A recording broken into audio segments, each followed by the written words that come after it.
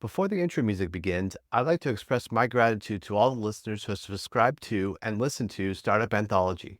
The aim of Startup Anthology is to celebrate and share the stories and experiences of startup employees and is not meant to reflect any opinion or comment about any particular company.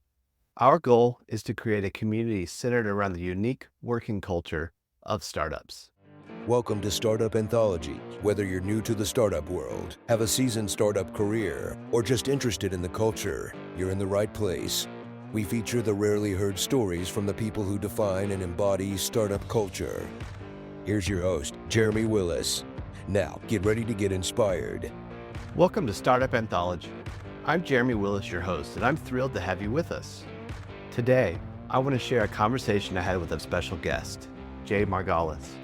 Jay is a maker, a designer, computer scientist, outdoorsman, and now a professor at Washington and Lee University in Lexington, Virginia.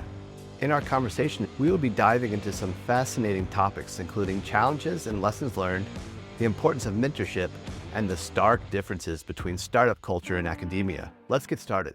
Hey, Jay, thanks for meeting with me today. Go ahead and do a little bit of introduction to yourself. Let everyone know who you are. And I guess we can kind of talk about our connection and how we met too, which is uh, through a mutual friend.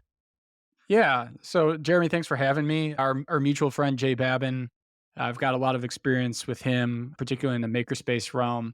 That's kind of where I got some of my start in entrepreneurship and at startups is by building makerspaces in the suburbs of Chicago, actually, back when Jay, our mutual connection, was at Caterpillar. And so that's how I met him. I guess where to begin is there. Got my start building nonprofit makerspaces. Ended up meeting some really interesting people while I was doing that who were making video games. Ended up running a video game company for about 6 or 7 years. And then from there, moving into the mid-stage startup world where I worked at a company called MapR. They're, they were a big data firm that ended up getting acquired by HP. Worked there for about a year and then quickly made the move of getting into academia, depending on what people's opinions of that are. And I've been teaching for about the last decade now. So I started out at DePaul University, taught in game design for a number of years, created an industrial design program, created a couple innovation centers while I was there, and then ended up moving to Lexington, Virginia, the past 6 months, which is where we've got another connection, Jeremy. And in Lexington at Washington and Lee, I run my title is the Johnson Professor of Entrepreneurship and Leadership and the Director of the Connolly Center for Entrepreneurship, which is all just a fancy way of saying that I run the entrepreneurship program and center here. How did you get into academia specifically? How did that kind of open the door and get into Yeah. that? So, while I was running my own game company, kind of wanted to scratch the itch of teaching as well. I had actually at the time co founded a local chapter of the International Game Developers Association. And through that, met a number of people at DePaul University, which folks probably don't know, but DePaul has one of the top 10 game programs in the country, largely due to Midway Games having been born in Chicago. And then after Midway kind of fell apart, that splintered off into a lot of other game companies like NetherRealm. They make the Mortal Kombat games. So started there just as an adjunct professor while I was running the Mm. game company. Took a year off when I went to go work in San Jose. I was still living in the Chicago area, but flying out to San Jose probably for 1 to 2 weeks a month, which is grueling. And then, Mhm. having done a year in the startup cycle and working, as you know, probably too many hours every day, decided that with my growing family, I needed a different pace. And so I reached out to some folks at DePaul and they had a position open and they wanted me to come there. They were really excited about it. And I started teaching in game design there. What startup story do you have? Yeah, I mean, is probably some of the best times I've ever had. You're in a pressure cooker a lot of the time Right. and constantly working, but looking back on it, learned so much in that time about a lot of emerging pieces of technology, which was just super exciting. The other exciting thing, the startups that have gotten funding are doing lots of fun and interesting things. Like they would shut down Six Flags for our company and get to the front of the line and ride the roller coaster and all that kind of stuff. So that was kind of fun too. But the experiences there, which I don't even know if I can still say who some of the clients were, but like we would say a big fruit company, if you know what I mean, and a Mhm. lot of other credit companies and things like that that we probably still can't talk about. On the other hand, as you probably also know, 16-hour days or more are not so amazing. And traveling and doing all that stuff also kind of a challenge. How'd you get in with them exactly? I mean, you said you're in game development. How did you Yeah. find them specifically? Yeah, I mean, my experience with getting involved in startups has largely been relationship based. And so, having started a couple nonprofits at the time and worked with a lot of various folks, I at the time knew a couple sales engineers who worked at the company MapR, and they were looking for somebody who could kind of wear a couple hats. So somebody who could program and who had a software background. I've been programming since I think I sold my first website when I was 14, maybe. But then on top of that, somebody who had some design background to demonstrate like this weird technology that nobody quite knew what it was.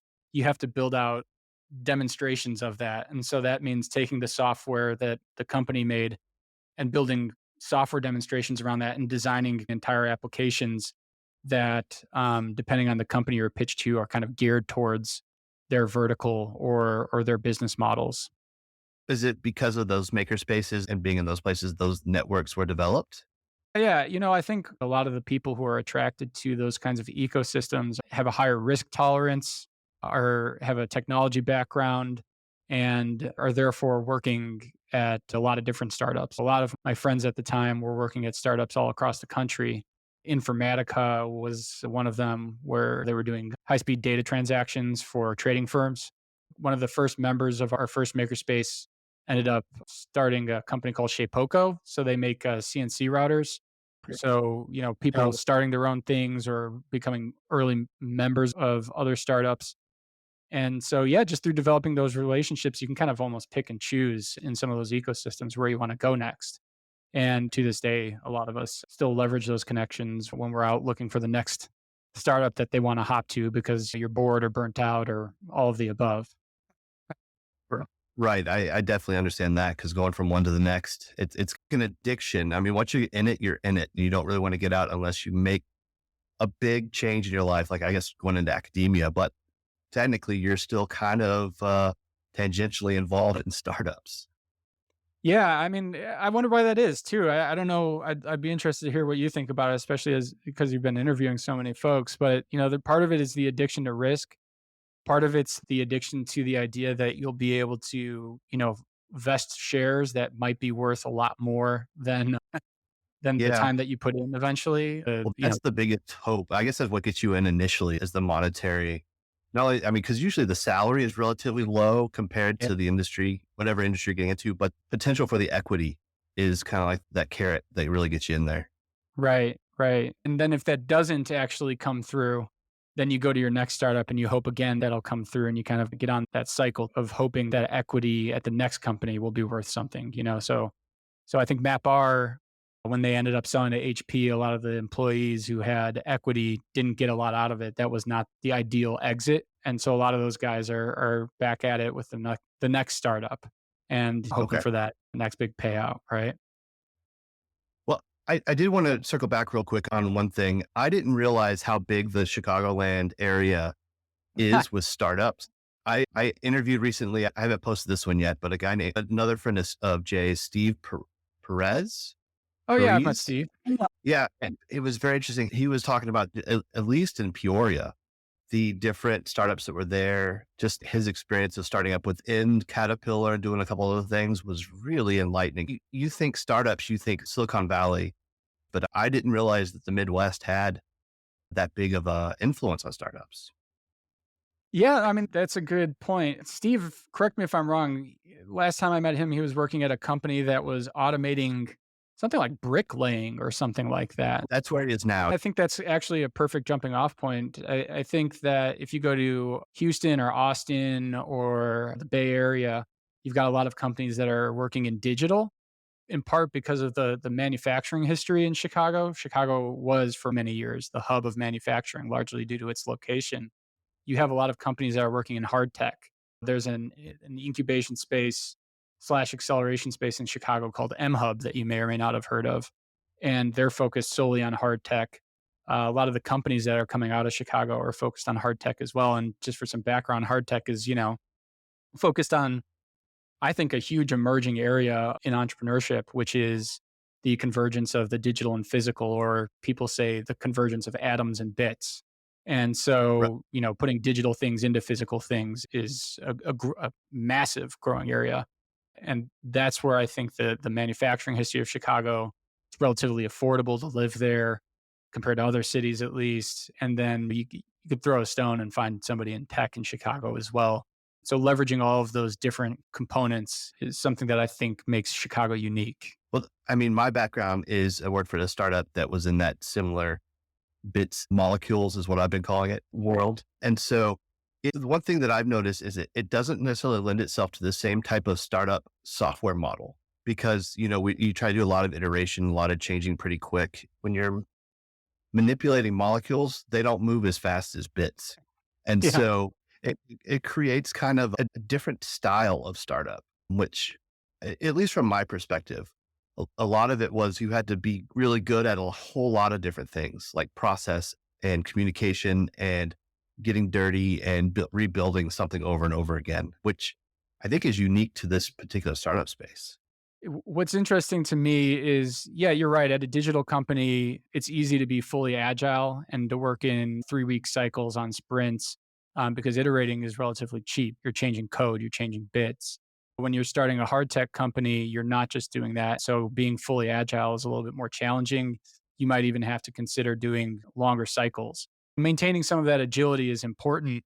But before agile, there was waterfall processes that are largely used in manufacturing, which work for manufacturing, where you have to validate step 1 through 10. I think the interesting challenge that poses for an employee at these kinds of startups is that you're doing a lot more experimentation in the physical Mm. realm, and it could look like you're goofing off sometimes, or you're running an experience that doesn't to your manager or to your direct report might not appear to have any direct payoff for the bottom line.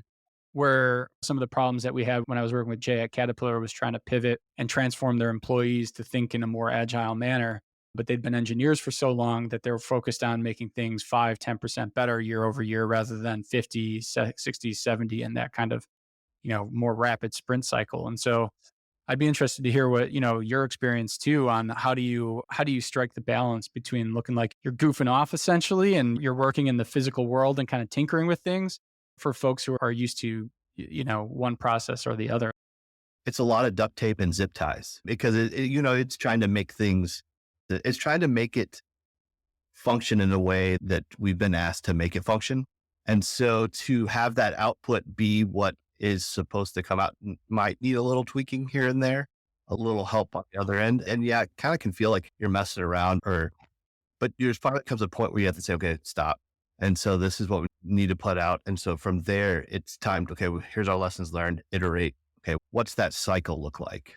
And so Yeah, that was the challenge is like, oh, do you want to automate that or automate this? But that may be cool, but that's not necessarily the problem that we're trying to address.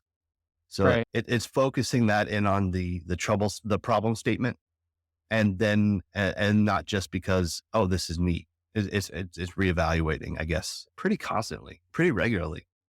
Let's get back to your startup journey, your experience, and just kind of. So we were talking about the network that was created and that you came across, and that kind of opened the door to going out to working at that startup in San Jose.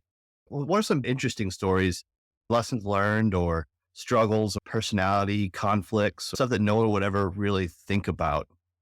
Yeah, I think one of the challenges of being an employee at a mid-stage startup is it's still seeking growth, but growth is a little bit harder because you can't just shout across the aisle at somebody anymore at a 20, 30 person company. You're all around the country. And so some of that iteration it takes a little bit longer now. One of the challenges I saw there was still trying to behave like an early stage startup. Everybody wanted something from you and they were used to asking the person across the aisle, like, can you get that for me right now? But now that there are more people there, that everybody wants something from you becomes like 20 people who all want something from you. And you have to prioritize who you're going to serve within the company. And you have to kind of find that alignment with your direct reports, right? When I had first started out, I'd find myself at 2, 3 in the morning trying to push out a second or third application that I developed for the day to somebody who was going to go pitch to the big fruit company or the credit companies or whatever else. And, there was just, that was not feasible. That was not doable. And so figuring out how to create a startup within your startup then and to create your own unit and processes and technology to be able to serve all of those people was kind of one of the challenges that we ended up facing. So instead of turning out 3 applications a day, how can we leverage what everybody else is already making at the company so that anybody else could use the applications that other folks had built kind of had become my charge by the time I've been there for about a half year. So that was, I think, one really big challenge is realizing I couldn't serve everybody and I needed to figure Mm. out how to develop new processes so that those people could still be served. And a lot of that was just transparency. Like at 300, people don't have full visibility into what's happening at the company anymore. There are all sorts of assets that are being developed around the business that other folks don't know about. And how do you build out technologies so that everybody can have more visibility into what the business is doing? How did you navigate that priority list of who you serve first and kind of prioritize that list? That's tough because sometimes it's you setting those priorities with your direct reports and it's figuring out where the biggest yield is for the products that you're making. So if you're working on a company that's got a trillion plus in the bank and you want to close a deal, that they're going to take a higher priority over somebody who's only closing 100 million or who's got 500 million in the bank. That's part of it, but some of it was just, I mean, being honest, some of it's like sheer force of personality. And if somebody is able to convince you to do something, you kind of just set everything else aside to try to make that person happy because a force to be reckoned with.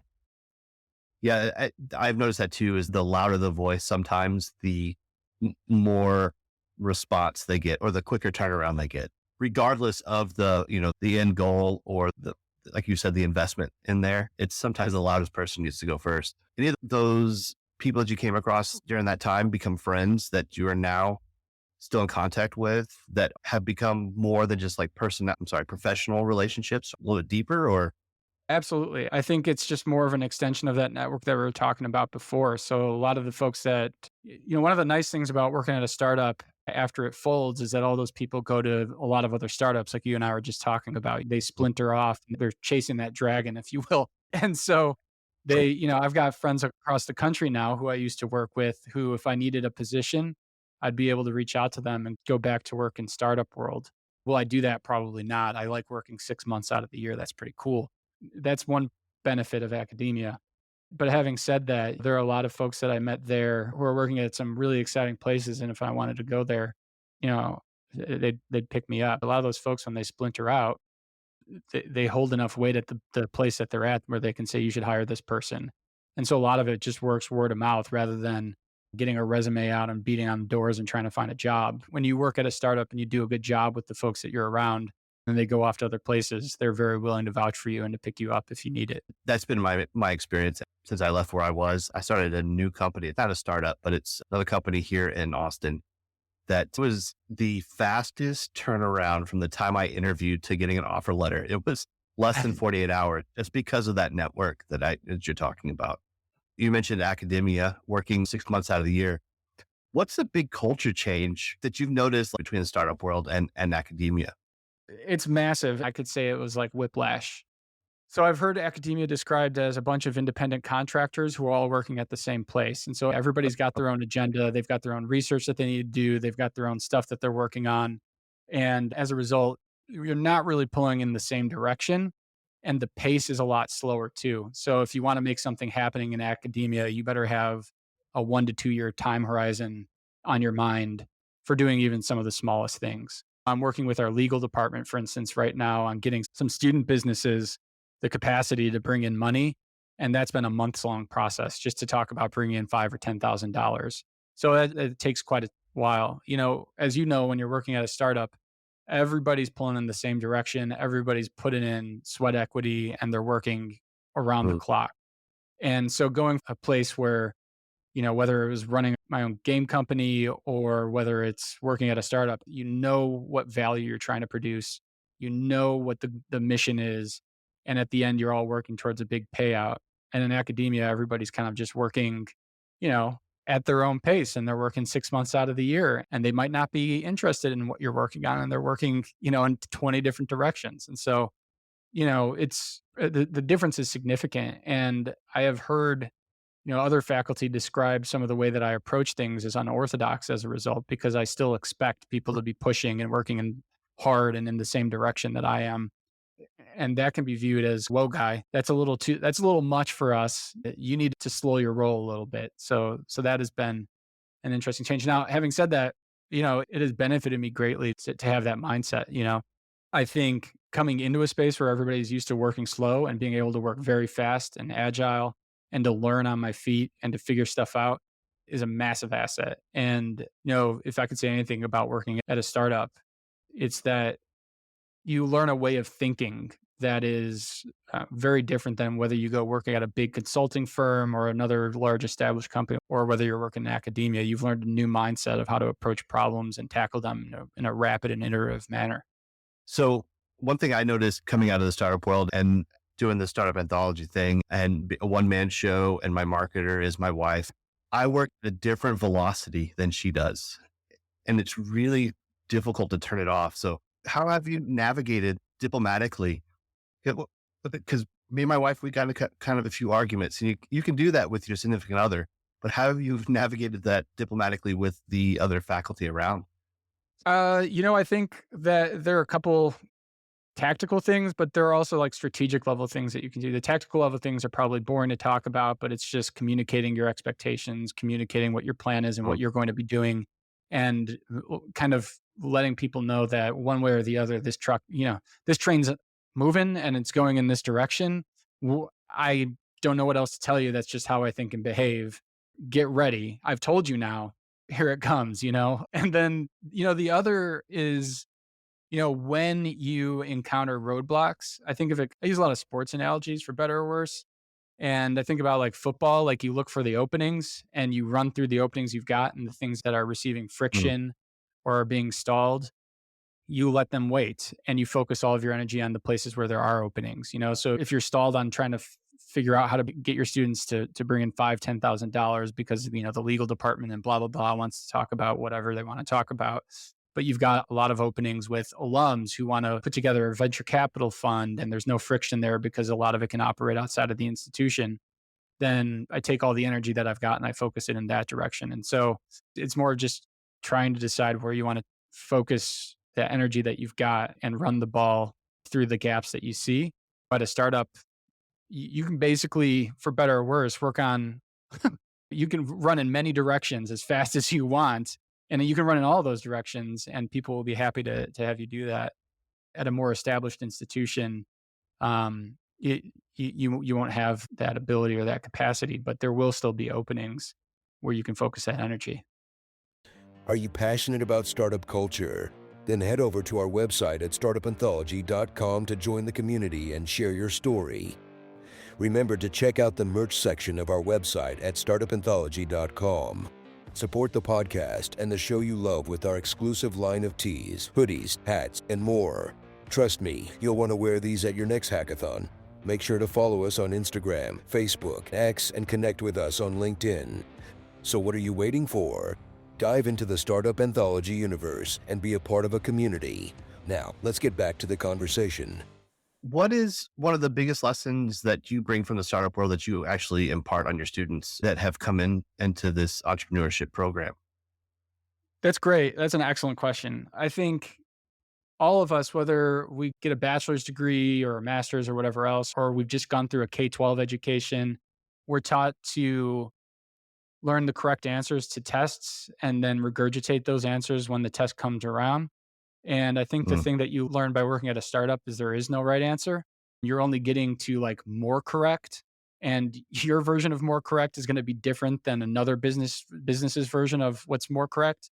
And so changing the mindset, it's really a mindset shift of like, there is no right answer. We're going to put something out there in the world and it's going to be embarrassing and people are going to use this thing and it's going to be horrifying. And then you're going to learn from that and change that and then get embarrassed all over again. And we're going to keep doing that over and over again. I don't think that's how our education system gears people to think. I don't think it gears people to think in a more risk-taking and iterative fashion. I think it gears us to think in more of a there's a correct answer to everything kind of way. And that's not my experience with how the real world works, whether it's working with people or the molecules that you're working. Molecules want to work a certain way too. And you have to you have Hmm. to make something in the real world and see if it's actually viable before you iterate on it, you know? So that's the mindset shift. I don't know if you noticed that as well, but that's definitely like an iterative way of thinking and a risk taking way of thinking is not how most people through the education process are raised to think. I'm interested to hear what you think about that. My background, was a nuke in the Navy. So I worked in the engine room and reactor compartments on submarines. And one thing that the Navy taught me that academia or anything never taught me was have a questioning attitude. It was like, ask the question, why do you do this? Not just what do you need to do and how do I do it, but why? What are the interactions? What systems does this touch with that system? What are the ramifications? And so working in a startup, working with people that came in directly, maybe this is their first job out of college, maybe it's their second, but it was trying to reteach that there's no right answer, like you were saying.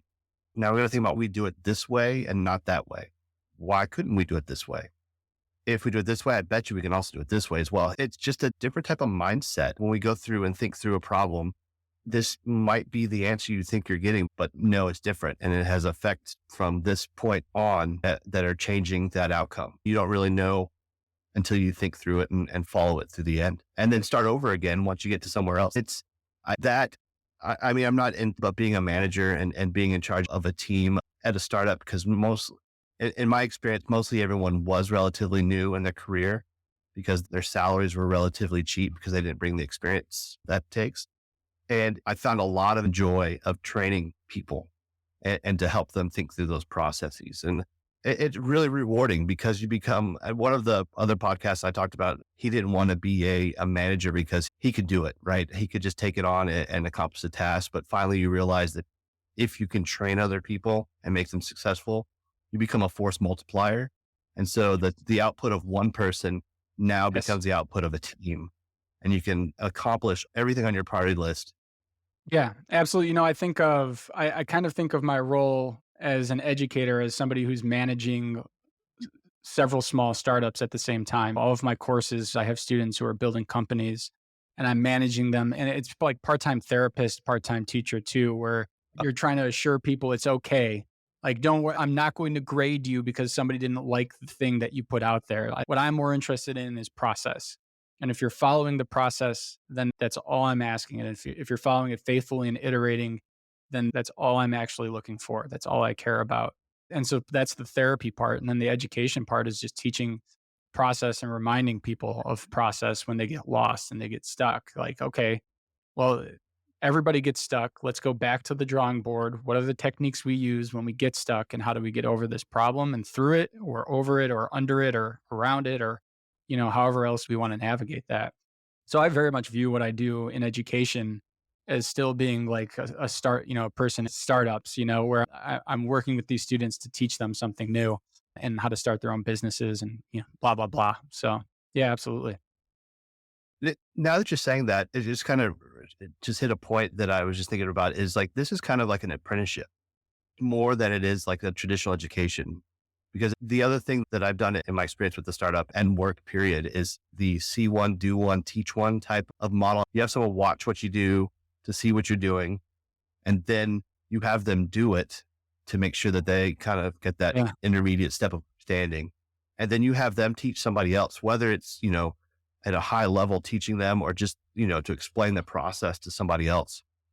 And Right. in doing that see one, do one, teach one kind of model is to me is like this apprenticeship program of teaching these lessons, at least to the new employees that I had under me. So that was, and as you're describing, I was thinking the exact same thing for you. Yeah, absolutely. I like that word apprenticeship. Guy I know wrote a whole book on software apprenticeships, basically, and thinking of it less like early employee or intern and thinking of it more like you're honing your craft. And it's not the thing I like about apprenticeship is, you know, it comes from the trades and the craft of the trade is not necessarily something that you can just tell somebody how to do.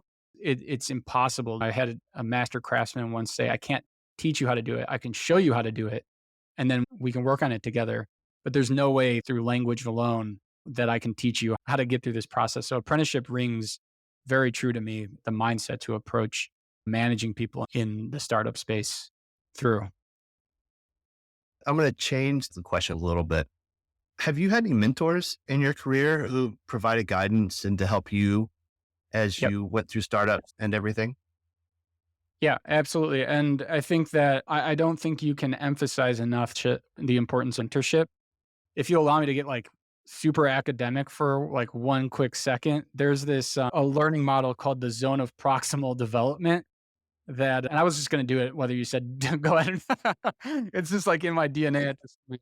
So zone of proximal development is an idea by this guy Vygotsky, and it's I'm trying to describe it for people who are listening. It's three circles, one all inside of each other. So you have one central circle, and you have a circle drawn right outside of that one, and then one right outside of that. The inner circle is what you can do without help of another. The second circle is what you can do with the assistance of somebody else. And then the third circle is what you absolutely couldn't do, even with the assistance of somebody else. So if you think about it, like from the standpoint of learning a new language or learning a new skill, you have a certain competency. I can speak a little Spanish. If I have somebody Mhm. who's a native speaker, I'll probably learn a little bit faster. But are they going to teach me how to speak Spanish fluently in a day? Absolutely not. That's the circle way outside of my realm of understanding. Mentors are a lot like the people who help pull you into that second circle. So you need somebody who can teach you how to get outside of your comfort zone. You need somebody who can bring you outside into that second circle, and mentors are the people who do that for you.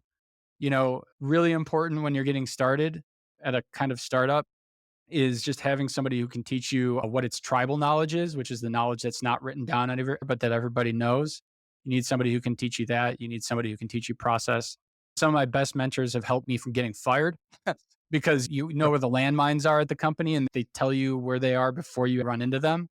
Some of my best mentors are the people who remind you of process, what we were talking about before. They remind you how to get unstuck, even though you know how to get unstuck. Sometimes when Mhm. you're in that hole, you need somebody to help you get out of it. You got the Yeah. horse blinders on. I could not emphasize that's an excellent point. I could not emphasize mentors enough. And the way that I think about my mentors is I typically look for one person who's two steps beyond where I want to be. And then I look for a couple other people who are like one step above me and have done it all and then moved up as a result of their abilities. Having people at different stages is important. And also having somebody who's outside of your institution who can mentor you Mhm. and walk you through processes is also important. Somebody who has a little bit more perspective than everybody else who probably also has similar horse blinders on and have similar blind spots. How did you learn that initially when you were in the startup world? Like, what was kind of the impetus that said, oh, I need a mentor? I'm like, I need this person has their stuff together and and then what was kind of like that thought that you're like, I probably should talk to this person and make them my mentor. Well, that's such a good question. For me, it's almost like intuitive, and that's like a Right. really bad answer, but you just know somebody who's high capacity and who's successful when you see them. And so that's part of it is like, are they doing excellent work in your area? That's not a satisfying answer to your question. I agree with you. It's a super hard thing to answer this question, but it's a very interesting one to me because initially in my career, I never had a mentor. But there was this kind of like this inflection point where it's like, you finally realize that you're in too deep and you don't necessarily know how to navigate, but all of a sudden you're just like, oh, mentor, let me go see who can help me. And I don't even know how to answer my own question. It was just an aha moment. Yeah, it is. Like, when you're stuck or you need help, and then you look around for the people who you think can People, provide that advisement. You have a couple conversations with them to see if they're a good fit. And that's when you ask them to help you out. I'd say one thing I would steer away from is you don't want a mentor who you report to. Having that relationship or that mix of this is the person who's evaluating me, but they're also helping me is not a good mix to have because you're never quite sure if you're talking to the mentor or to the evaluator. You want to find people who are maybe, if they're in your institution, they're outside of their direct interest is not related to yours. That's important. And then The other thing I do, which I'd recommend for everybody if they've got the capacity to do it, is I have a professional advisor. It's a person I pay and I talk with them at least once a month. And he gives me really good context. He's getting paid to think about me and what I'm doing, but he doesn't really care about the company. All he cares about is my success. That's interesting. I never thought about that. Yeah, a coach, and when we get together, we don't talk about my family, we don't talk about any of my Yeah. personal problems. All we talk about is like, what are you working on? And what are the problems that you're facing? And then let's talk about them. And the guy that I have, is a former dean. He's from academia. So he's kind of a good fit there. Has no interest in the institution I'm at. But what he does have an interest in doing is making sure that I'm working at my fullest capacity. And so, like, if Mm. I'm at a point where he thinks I'm going to burn out, he'll tell me, and he has told me, like, you're doing too much. You need to scale back. You're going to burn yourself out. If I'm at a point where I'm stuck, he'll give me some recommendations on, do you want to, are there people of this kind at your institution that you could speak with? And so just a really good sounding board for professional problems that you're working through. So speaking of burned out, have you ever been burnt out and what you do to get unburnt out? I've learned to develop kind of a sense of when I'm going to, when I'm pushing too hard. And there are, the day-to-day things you do to work through that, like, whether for ill or good, I work out, I exercise hour and a half, 2 hours every day just Mm. to get like, it's like a gasket, to release pressure. Yeah. Eating, it's again, stupid, simple stuff, eating healthy, making sure you get enough sleep, making sure you exercise. It's like the stupid, simple stuff that helps you prevent burnout regularly. But even then, things build up. The techniques I've learned over time are just to viciously cut what you're doing and be okay with people being pissed that you're not doing the work that you committed to. Like Right. it's fine to cut stuff out and focus ruthlessly on only a handful of things. And I think a lot of burnout happens due to context shifting. If you're doing too many things simultaneously, your brain's shifting contexts all the time instead of focusing on a small group of things. And context shifting is incredibly difficult to do. I think everybody likes to think they're great multitaskers, but that's not how we are genetically wired. And so focusing on a handful of things and then taking care of the day-to-day stuff is the best way I know to prevent regular burnout. It may still happen and you need to take time off. That's how I think about it. After looking through your career and going through the different startups, starting your own company, now into academia, from all those lessons learned, what would you tell your younger self as you were starting out? Wisdom you would have passed to your younger self? I want to go back to that mentorship thing because I think that's it. I think the mistakes I made early on were thinking that through a combination of Googling for the answers and sheer force of will, that I would be able to solve problems. And that may have been true in some cases, but it took me a lot longer to get to the solve. I think surrounding yourself with people who are invested in your success is incredibly important. I'd also say the other thing I tell my younger self is that in addition to those people, working at a company that you believe you have a value alignment at is incredibly important. If you don't believe in the mission of the company, you're just clocking in and clocking out. There's nothing inspiring Mhm. happening there.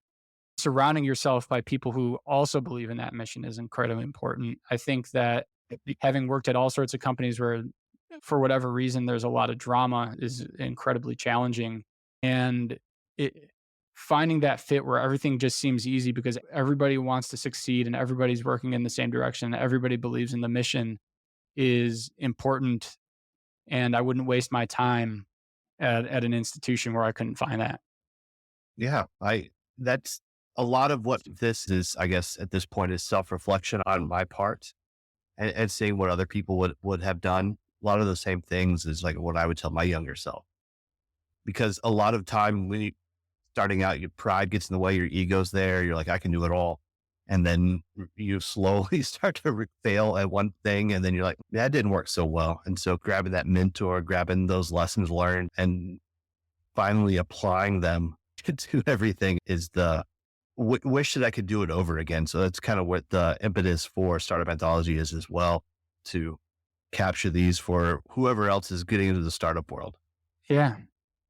This has actually become one of the lessons learned or different Hmm. topics through this and less biographical, which least for me looking back and being selfish, is like, I wish I could have found this stuff on Google or found this information out before I jumped into the startup world. Cause my only reference was like the TV show Silicon Valley or anything else you hear from Hollywood. Right. So, like you were talking about earlier of the culture difference between startup culture versus academia culture, I was coming from the military slash semiconductor manufacturer world to a startup where completely rigid world. Now everyone wants me to think freely and work so much harder than I've ever worked in my life. And then it's just something I wish I would have known. So, Yeah. I don't have much to add to that. I think that's, it's almost impossible to learn. I would tell my younger self these things, but also the only way that I learned that those were problems I needed to address is because I ran into those problems. I figured out that I needed to address them. So, maybe one better piece of advice would be that when you run into a problem, it's okay, but there are resources out there, whether it's people or other mechanisms that can help you solve those problems. this is kind of a shorter conversation, but this is actually a lot of information that I've been trying to piece together. But I really appreciate your help on this and willing to discuss your experience and the lessons learned there. Cool. Yeah. Thanks for having me. I appreciate it. Thank you for joining us. We really appreciate your support. If you enjoyed this episode, please make sure to like and follow Startup Anthology on Spotify, Apple Podcasts, or your favorite podcast provider. Your feedback means the world to us, so please leave a comment. If you love the episodes, leave your thoughts in the comments. Also, take a moment to visit our website and grab some exclusive merch at startupanthology.com. Your purchase has helped keep this show going. See you next time on Startup Anthology.